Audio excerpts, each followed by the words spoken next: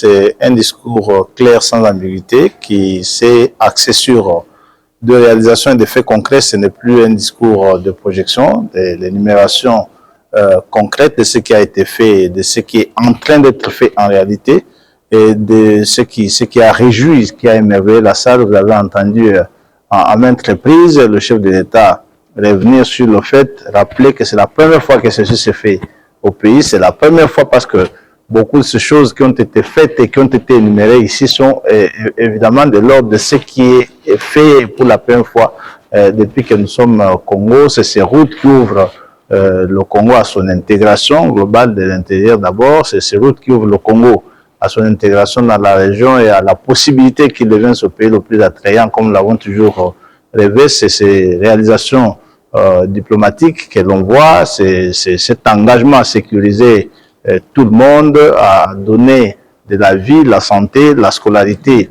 et la formation à tous les Congolais.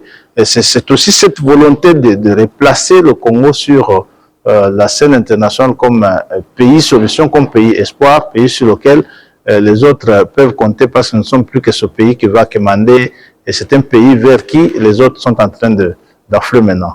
Voilà, ça a été un discours extraordinaire. Le chef de l'État a donné de l'espoir, a donné de la possibilité de croire en une République démocratique du Congo qui soit à même de pouvoir aux besoins de ses citoyens, et ça c'est extraordinaire. Le chef l'a dit, ce n'est pas de l'ordre des promesses en ce qui concerne par exemple le gangstérisme urbain. Des mesures ont été prises au travers notamment du gouvernement par l'entremise du ministre de l'Intérieur. Il y a eu cette opération Ndobo qui a été lancée. Le ministre de la Justice a mis en place aussi un mécanisme de réaction rapide avec ces audiences foraines qui se tiennent.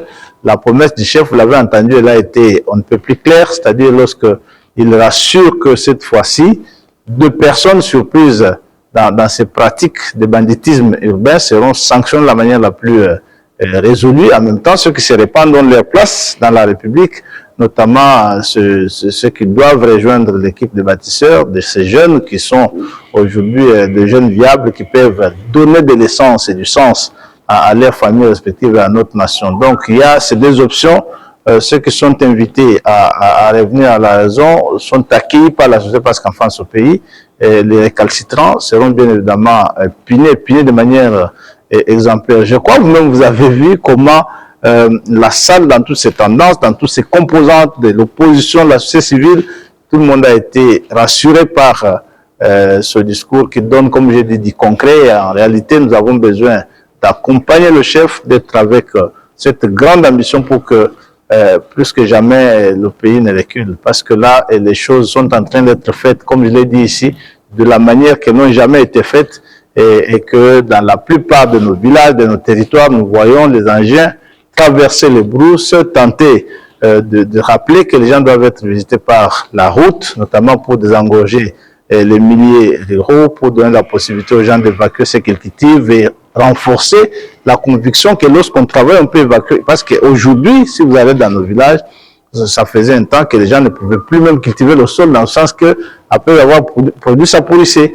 Maintenant, avec cette assurance, on vous parle des routes, Mboujmaï, Kamina, Ngouba, c'est pas une route qui part de Mboujma, c'est une route qui est partie de Mwanda, où une grande partie a déjà été faite. À partir de Boma, on a asphalté la route, et désormais on pourra partir en sa voiture basse de Mwanda jusqu'à Lubumbashi, avec les travaux de Kasomeno, avec les travaux de Kalemi, Momba, tout ça, c'est-à-dire qu'on pourrait avoir la possibilité de faire toute la partie est du pays en voiture et tenter de redonner la vie au pays, comme ce qui s'est fait maintenant à Nyanya et partout ailleurs. Donc, c'est ça les assurances avec lesquelles nous sommes partis de cette salle, et nous comptons sur ce pays qui a trouvé un véritable fils, quelqu'un qui en connaît la valeur.